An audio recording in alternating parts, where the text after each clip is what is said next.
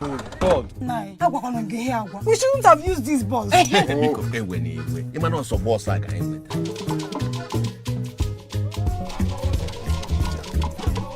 Hello, Nne. Where are you guys? Our car broke down. Oh my god. Adugo, why are you worried? Or get me? They just called me. They told me that the car broke down and they're stranded. Our in-laws. Yes.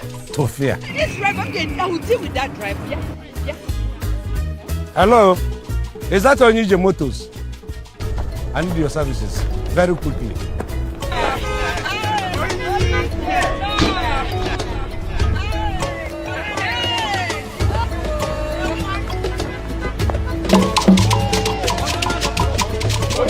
My love. You're welcome. Adangwa. Iye bulu mmanya. Je gosi anyị onye se na ogina. Iba ya kwa na ya no. So take this one, show us the person.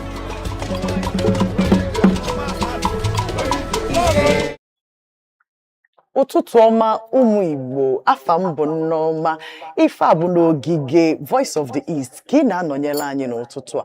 Tata bụ ụbọchị ịsatọ na ọnwa Disemba 2025. Tata bụkwanụ afịa nkwọ na ana Igbo.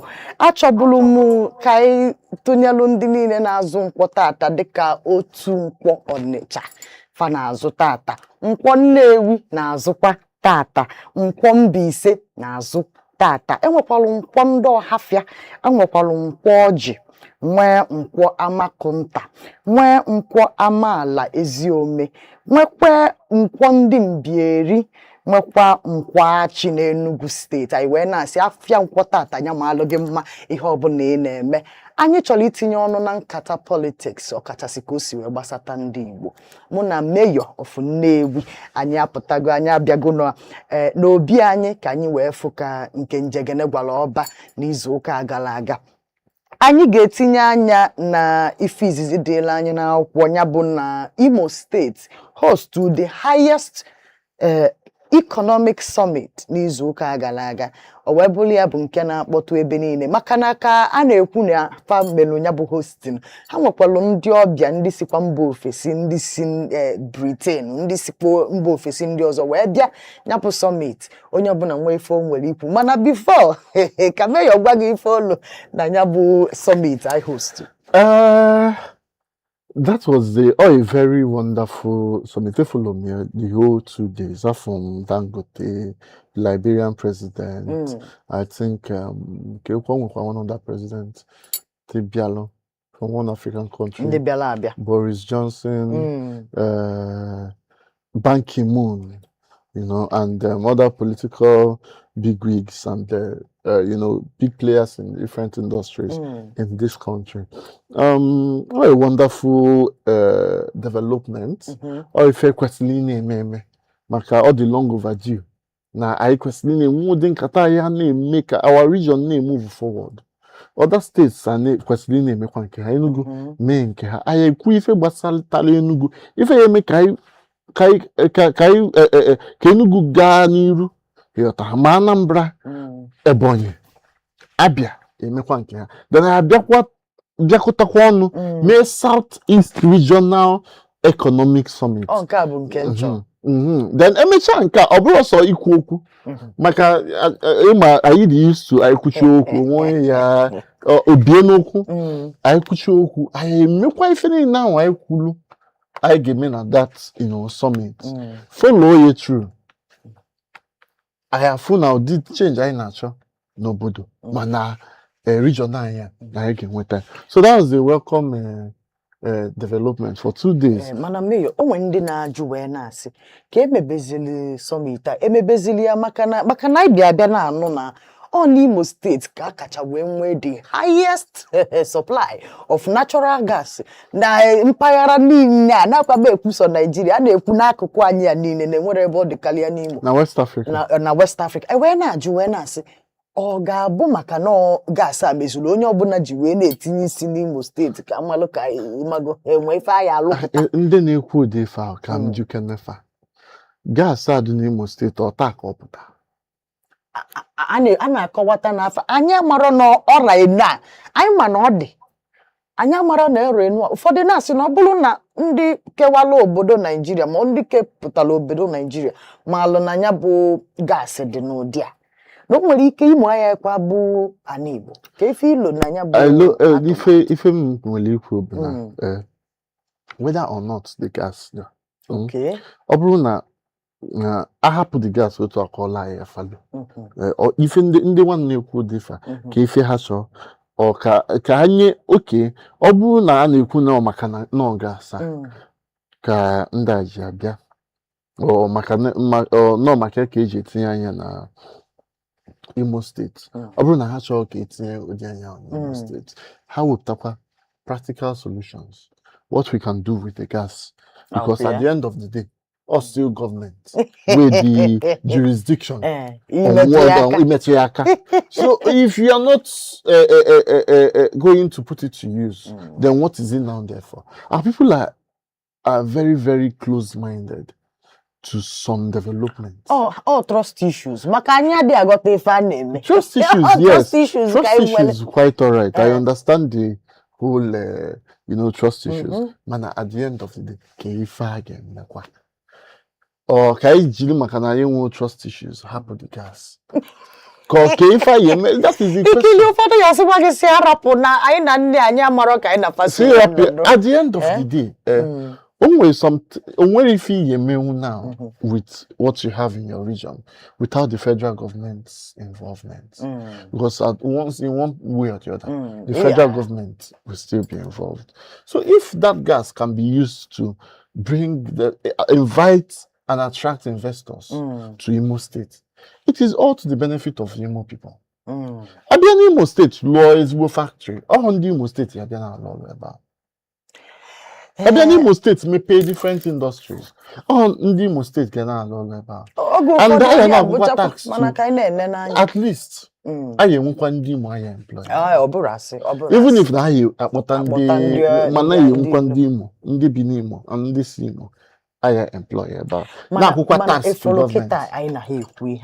Kedu ka ọ dị ka a na-akpakwa na ụmụ nkata ndị Igbo ekwesịrị inwe ihe anyị edetu na akwụkwọ si na ifuru a na-ewebata ife dị etu a n'ụdị etu one na be anyị na anyị ya achọ ka ukwu anyị sie ike na ya bụ a na-eme ya eme na akwa na-eme ya the issue bụ na most times anyị here check both sides of the coin. I not just the negative ones. We don't look at the positive ones. Now, the positive side, there's a negative and positive side to everything, right?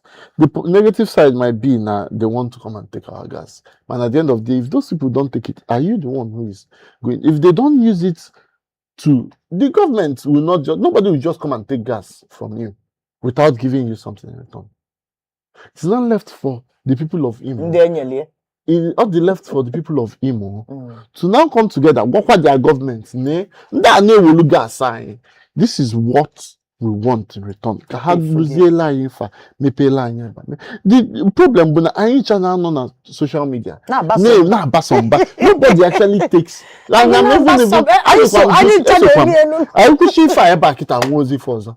And you expect them to take you seriously. Nobody is calling.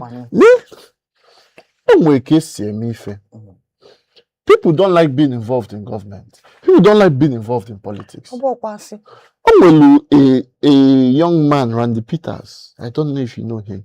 Now, all the election reform bill. Now I got to the different senators.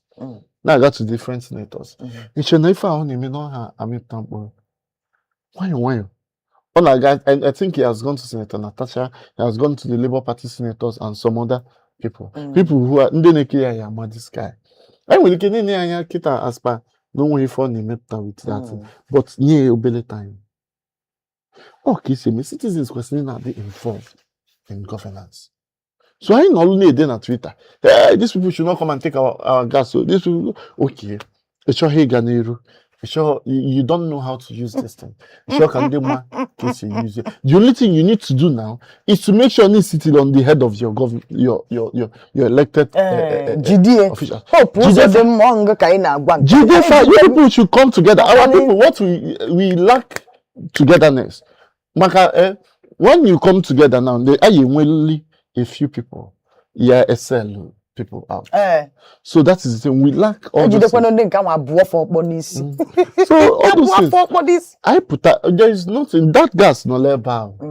They can still even, they can still even no. So it's better now that all the better kita na hard like malum in the open.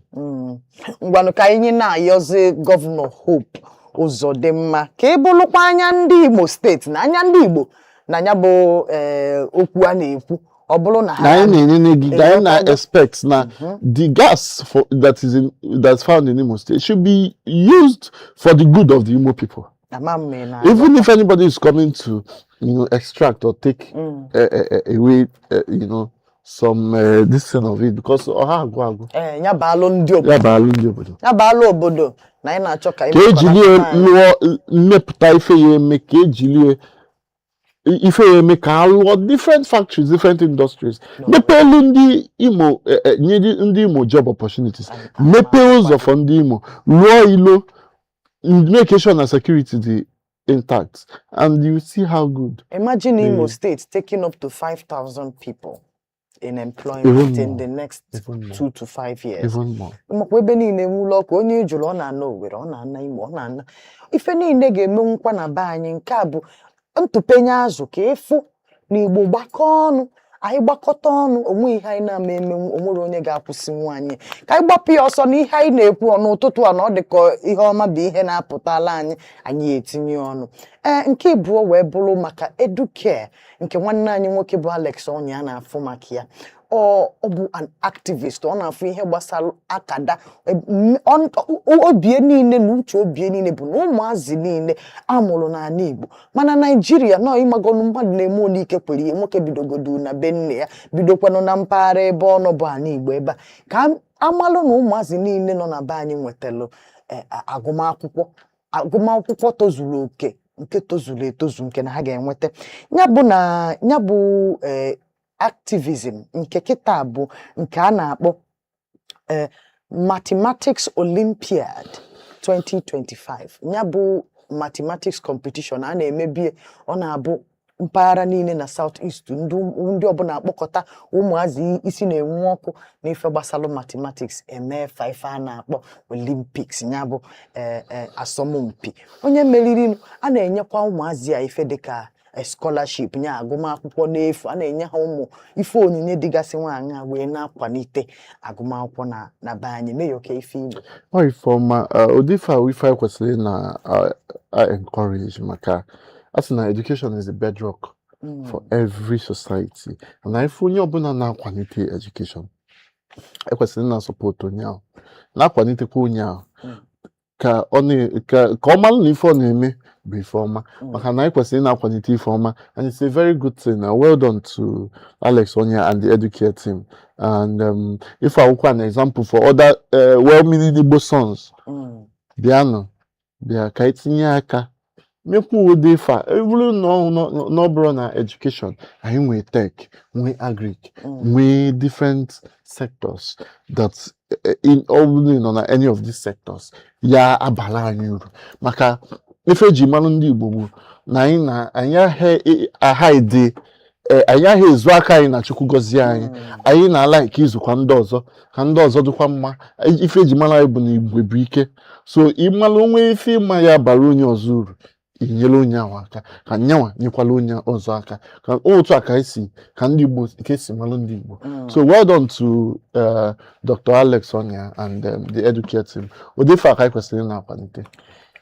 Ọ dịkwa ka ya na-asị ndị gọọmenti tipa na anya na edukeshọn, maka na ụdị akụkọ nwoke abụ Alex Onya na-akọbọ online. Ị na-ajụ ma obodo ndị afa nwesịkwa ụmụ House of Representatives, nwesịa Senator, nwesịa ndị na-afụ maka ka obodo si aga. Enwe nke anyị egosi gị ọ bụrụ na ụmụazị tukwu n'ala, enwe nke anyị egosi gị ọ bụrụ na ife na-adagidesifa n'elu, ọ bụrụ ife anyị na-afụ. Ya bụ ma gọọmenti ma ndị obodo, onye ọbụla gbakọta ọnụ, onye ọbụla bịanụ ka anyị dozie ebe anyị. Anyị agbapụ ya ọsọ wee bụrụ na Abia steeti, ebe Abia steeti na-egwunye ọkpa wee sị na ifuru ihe gbasara ọkụ latrik na ha nweta ekigi efe a na-akpọ personal na anya bụ na ha na-eme ife a na-akpọ upgrade ịghọtago ka nye gị nya bụ akụkọ gọvanọ Abia steeti na-akọwa na ya ga-eyuzuzi nke a na-akpọ 15 MVA substation alọnchigie ya bụ nwoke na-akọwata na site tata gaba na ife gbasara ọkụ latrik ezikwa bụ nsogbu wee nyelụ ndị nọ n'Abia steeti ya bụ nwoke ekwego ya bụ nkwa tupu o wee bịabadị ya bụ ije gọọmenti ị na-enekwa n'anya ịfụ na ya bụ nwoke ụfọdụ nkwa o kwere ọ na ha emezuche ha ncha niile gbawanụ ka Mayor kọwata anụ gị ka ya bụ ọkụ si aga ọ dị ka n'izuụka nọọsụ Ifeọma anyị deserve ya akwesị ime maka anyị ụlọ oge ụsọ akwa ka anyị na-ebe anya anyị fụrụ shege this year ụdị ụsọ ka anyị kwesịrị na well done to Governor Alex Oti na and the people of Abia and everybody involved in this improvement, even though na geometric power already na power Aba and some other local governments na Abia State. So well done to them. Only Obudan will assure me of light. I can be productive.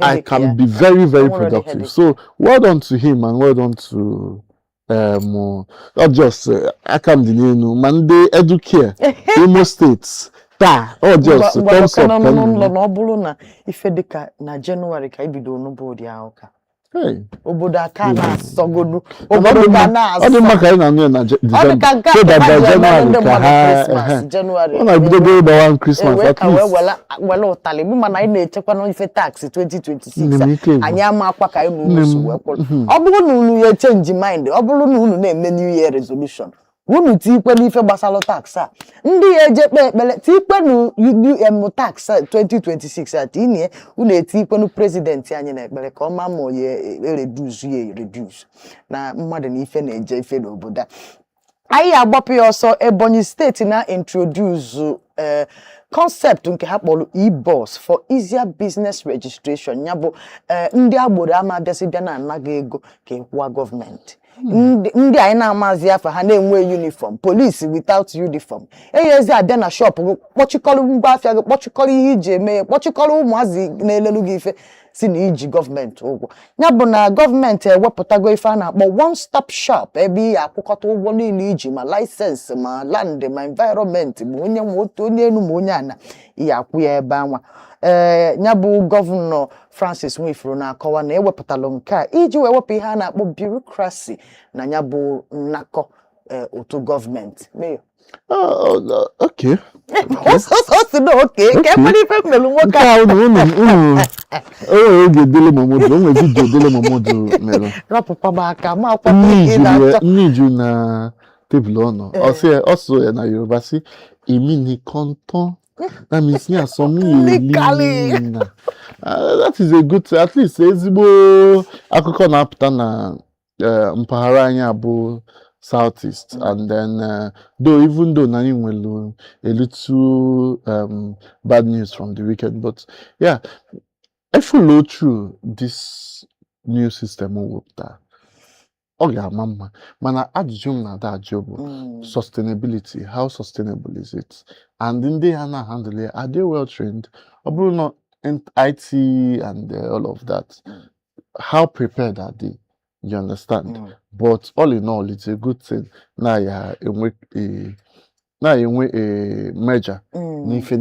At least so that people will stop going through stress and harassment. Yes, makana ogo for the other man dị na-abụ ihe a na-abụ hapụtasị gọọmenti tinyere anyị iji anyị ego na dị ụtọ ihe akwụ anya oge ụfọdụ ọ na-abụkwa na ọ bụkwa gọọmenti tinyere ọ na-abụkwa ịmago ụmụ boys hajicha onwe ha amapụ ha je na-eme ndị mmadụ ya bụ na e-boss a ga-enyela aka ọ bụrụ gọọmenti ka ị na-atụnyere ụtụ ịma na gọọmenti ka ị na-atụ ụtụ ama m mgbe Enugu steeti gọọmenti mere ya ịghọtago a channel anya to the revenue department ihe ọbụla ị chọrọ ikwu gọọmenti ije kwụọ ya ịma na ọ bụghị mmadụ ka ị na-agbalụ mbọ na-enye afụfụ na-ata na-akpata ego Enugu anyị na-draw massive tech community, that is gọvanọ anyị bụ gọvanọ Peter Ndubuisi Mba, gọvanọ eje ịghọtago na-anabata ndị tech na obodo anyị na-alọnchikwanụ ihe a na-akpọ the leading tech hub n'Enugu. Ine n'anya ị ga-afụ na Enugu steeti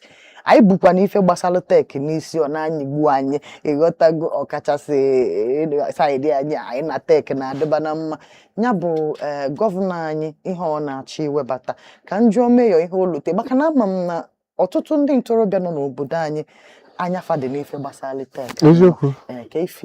Ndị na-ekwu okwu na tech bụ the future. Tech is the future and it's a wonderful thing because ọ ga-enyelu ndị ntorobịa na ndị agbọghọbịa nwelu nwee ka ife na-akpọ interest na this areas ọ ga-enyelu ha aka to be able to to develop their skills and to also, help them set the pace for the future and all of that. It's a good thing, not because states in the Southeast now, Mazaka,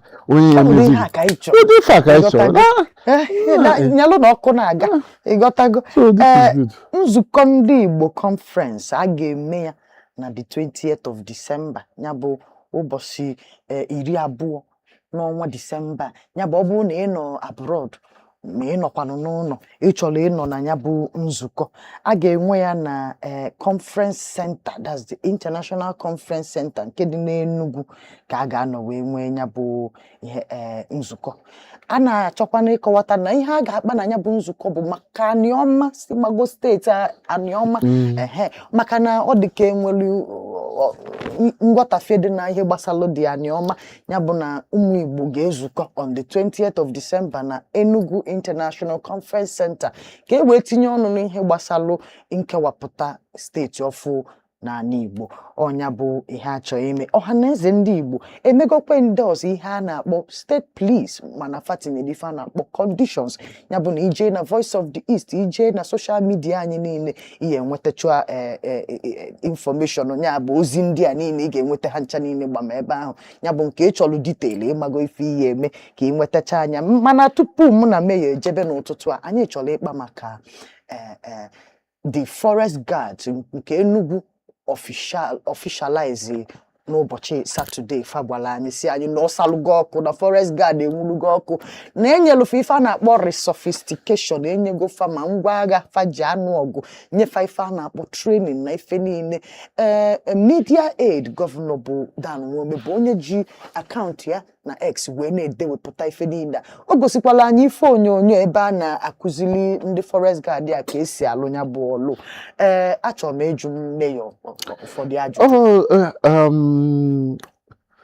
A welcome development maka ịma na these bandits a na-ekwu maka bụ na forest ka ha na ka ha na-eje so to safeguard the forest in Enugu State to a very good initiative. Mamago maka the forest guards o nwere oge eme this lawyers conference in Enugu. The forest guards were on the road.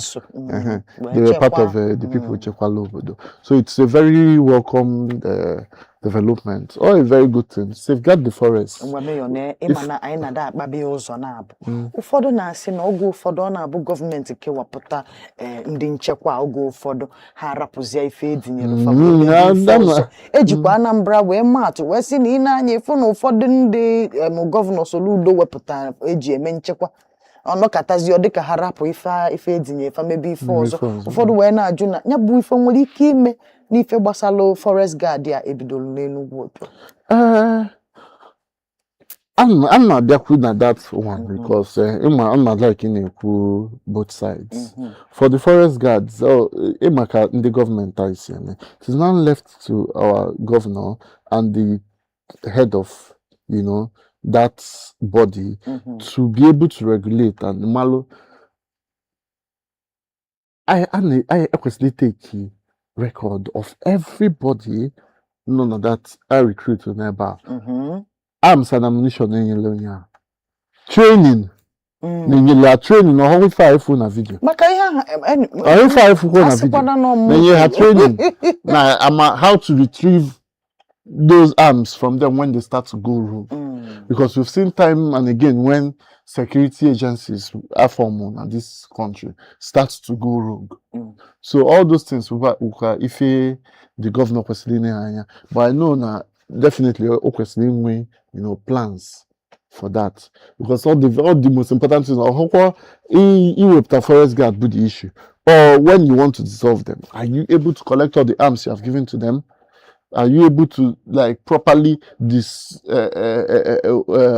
properly give them orientation that what they are supposed to do is to chase bandits and not to go after innocent people, or to even start kidnapping? And what the accountability?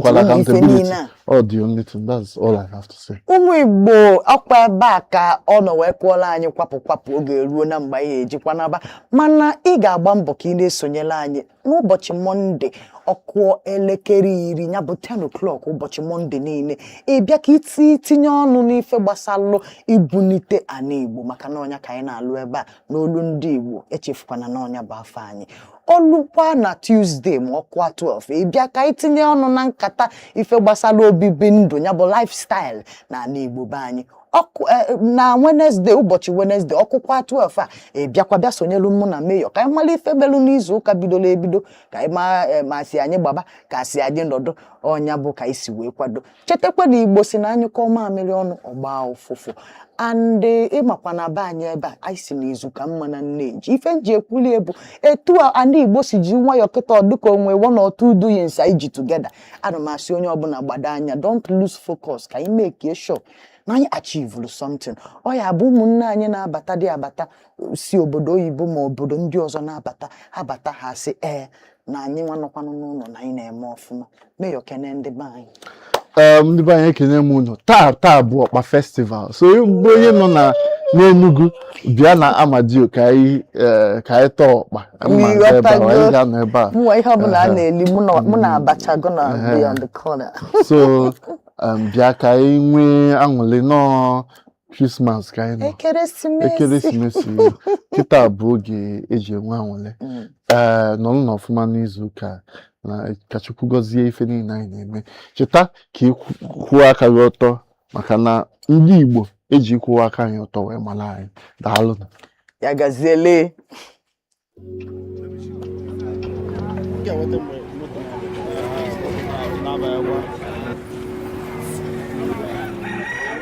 Every December, something begins to pull at the hearts of Ndigbo, a whisper from home. The Harmattan returns, and the roads begin to feel. The whole of Alibo starts calling our names again. For Ndigbo, home is not a place, it is a feeling, is when that feeling becomes impossible to ignore.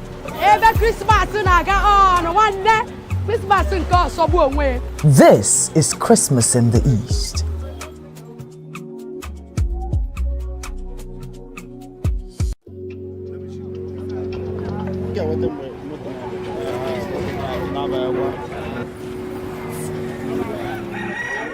Every December, something begins to pull at the hearts of Ndigbo, a whisper from home.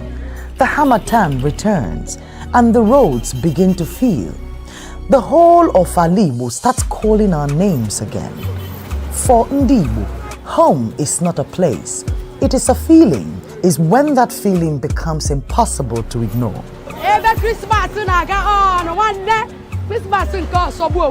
This is Christmas in the East.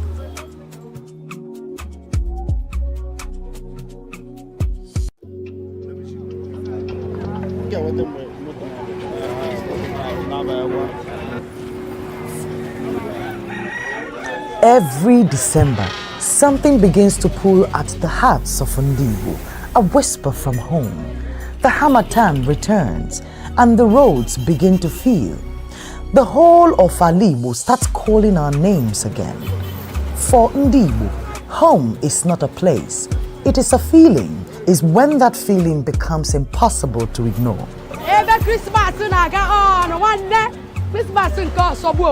This is Christmas in the East.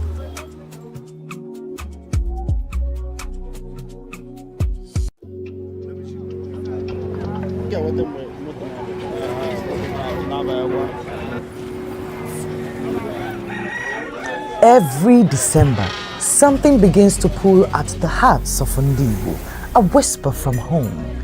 The Harmattan returns, and the roads begin to feel. The whole of Alibo starts calling our names again. For Ndibo, home is not a place, it is a feeling, is when that feeling becomes impossible to ignore.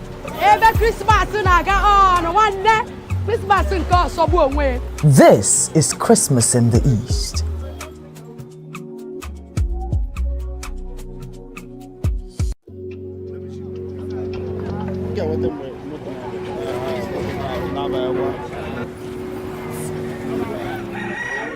Every December, something begins to pull at the hearts of Ndibo, a whisper from home.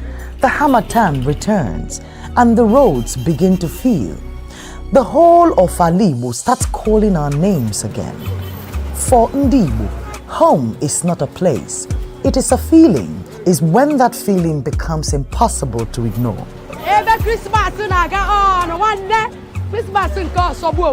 This is Christmas in the East.